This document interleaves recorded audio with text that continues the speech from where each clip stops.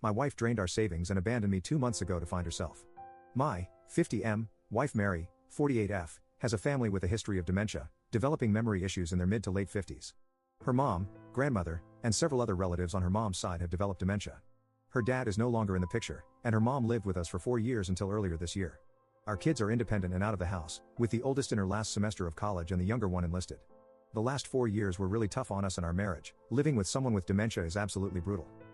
We had talked a lot last year about using the remaining college funds, our regular savings, selling or renting the house, quitting our jobs, and traveling for a year or until the money ran out. We just had to wait for her mom to move into a home. I understood her anxiety about developing dementia, and I was burned out.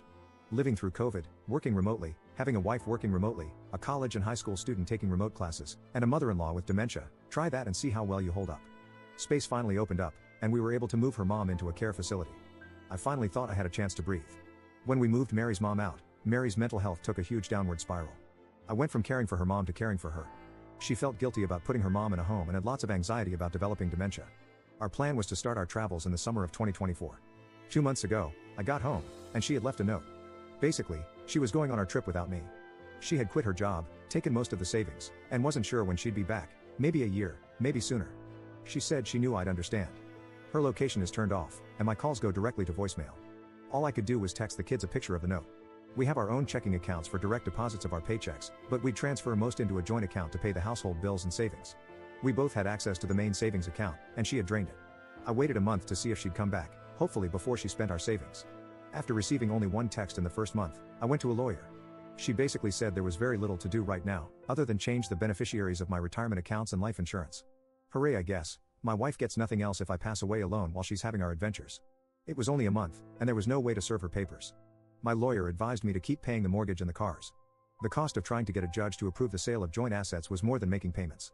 I didn't want to ruin my credit by letting one of our cars get repossessed, but I can't sell it because she's on the title. I get random texts, and she sporadically posts on Instagram. Of course, she has comments turned off. I want to block her so badly, but my lawyer advised me that it's better to maintain a communication channel that's not through our kids. Her last post was from Hawaii.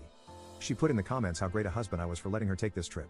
I'm barely making it, paying 2 cars, a mortgage, household bills, insurance, hoping there are no emergencies because I have no savings, and she's enjoying our trip alone. I'm so pissed at her.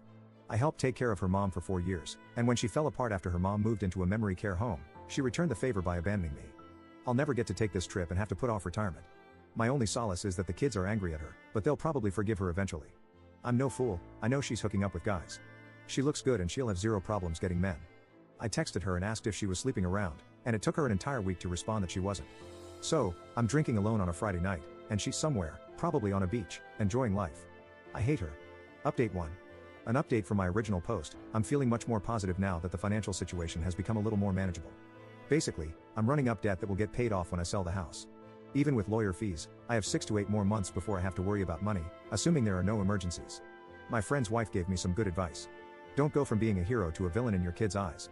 How I talk about and treat my wife will determine my future relationship with my kids. I don't give a damn about my wife, but I don't want to make her a sympathetic figure or drive them away from both of us. I followed up with a lawyer. Basically, she said we're going to have her pay back the savings she took through a reduction in her share of the assets. Any division of assets will include the savings she took. She'll also have to repay the money I spent maintaining the household while she was gone. There is plenty of equity in her share of the house and her retirement plans to cover that. She said that our finances are so intertwined after nearly 25 years of marriage, my wife is going to get some share of the assets. The best case is she agrees to the terms of the divorce, and it's relatively cheap and quick. Otherwise, it gets complicated and expensive. She gave me a lot of options and how much I can expect to spend, so I decided to just mostly wait. Now that my financial situation is less stressful, I'm actually enjoying her being gone. I'm free to do whatever I want, whenever I want. I don't have to cook or clean or take care of anyone. The house is quiet for the first time I can remember. I loved my wife, but her mental health weighed down our marriage. The first month or so, I expected her to be there whenever I'd get home. When someone was at the door or if I heard noises, I'd think it was her. I'd check the doorbell cam obsessively. I'm not looking forward to her returning. It has to happen, but when she comes back, I'll have to deal with her, the divorce, getting the house ready to sell, dividing all our stuff, finding a new place to live. I'm hoping she'll stay away until after New Year's, but my daughter said she thinks her mom will be home for Christmas. My lawyer will have papers ready to serve her. Hopefully, she'll just agree to the terms and continue her travels. Update 2. My wife texted me in the middle of December that she would be home for Christmas. I told her that our daughter and I would be at my brother's, and she obviously wasn't welcome. I'd leave her car in the driveway and the fob in the backyard. She wasn't allowed in the house unless I was there, as she didn't have keys to get in, So, she had to spend Christmas with her sister. When we got back, I met with her. I decided not to be overly confrontational because I didn't want to give her the satisfaction of thinking I cared enough to be mad. She was taken aback by how detached I was, and I could tell it bothered her that I didn't show her much emotion, not even anger. I just wanted her to agree to a divorce. This is a summary of several different meetings, both with and without our daughter, who hasn't wanted to meet with her mom alone yet. I asked why she left without telling anyone. She said she didn't want to wait a year. She didn't want anyone talking her out of it, and she didn't want to work anymore. She wanted to leave before her mental health got worse. I'm sure it was mostly because she didn't want me to stop her from taking the money, and she knew I would take care of everything with the kids and the house when she left. We had decided to go in the summer of 2024 for a few reasons. Packing everything and getting the house ready to sell was going to be a lot of work. We wanted to make sure our daughter graduated college, got a job, and was settled, and we wanted to make sure we had money when we got back.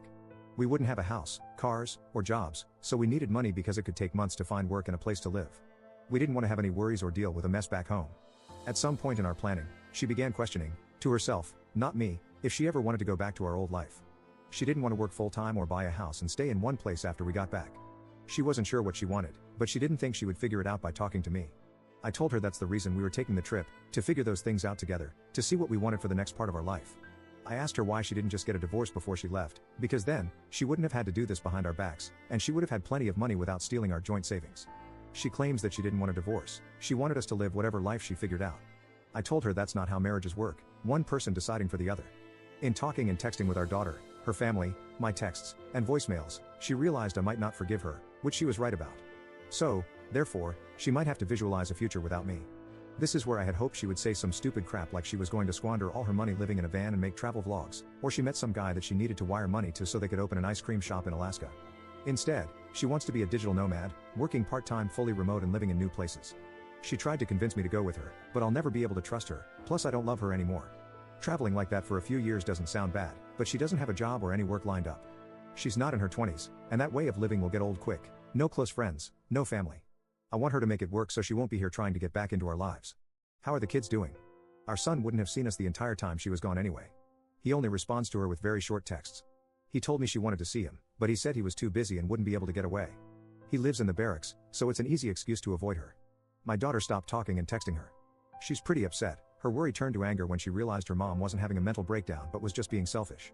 If her mom was sticking around, they could probably work through it eventually. I just care that my daughter is happy, so whatever she decides, I'll support. Did she spend all the money? She spent around half. I think she realized she needed to figure it out before she completely ran out of money. Did she sleep with anyone? I didn't ask because I didn't care. Asking would imply I wanted her back or it would matter. Even though I didn't ask, she claims she didn't. I'm not sure if she's lying or not. She might just be saying that because she doesn't want the kids to have another reason to be mad at her. Does she feel bad for what she put us through? She claims she does, and she wishes she had handled it differently. She said getting away and figuring herself out was best for her. And to that, I told her she was just being selfish. When she first left, we were worried something would happen to her and we would never see her again. She's always been self-centered. I told her she's taking the easy route and letting everyone else handle the difficult parts. If she gets sick, kids will take care of her. Goes broke? Live with family. Abandon everyone? They'll forgive her. She thinks her siblings and our children will let her live with them like we let her mom live with us. I'm sure when she visualizes her future, she sees our kids there. They might not be and definitely not in the same way they were before. Despite how it might sound, I'm actually really happy with how it all turned out. Our divorce is far from final, but we've agreed on the big things. We'll sell the house, how to split the retirement and profit from the house, how to pay back the money she took, and what I spent maintaining the household. I got most of what I wanted from the settlement, and she'll soon be mostly out of my life. I won't have to pay alimony, and because she's choosing to make significantly less money than she was, I won't be forced to support her. That would have been a kick to the teeth. She isn't my responsibility anymore, and I won't have to care for her if she does get sick or goes broke. So, I figured I'd start dating again. I didn't realize a 50-year-old man with children out of the house, a good job, and in decent shape would be a catch. I'm not fighting women off with a stick, but I've had a lot more interest than I expected. It's been kind of nice meeting new people. I've worked out the numbers, and I'll be doing pretty well after everything is settled, and I only have to support myself. Not where I wanted to be, 50, getting divorced, and using Reddit as free therapy sessions, but I'm happier now than I've been in a while. I'm even planning a little vacation of my own. Thank you everyone that has responded and reached out, it really meant a lot.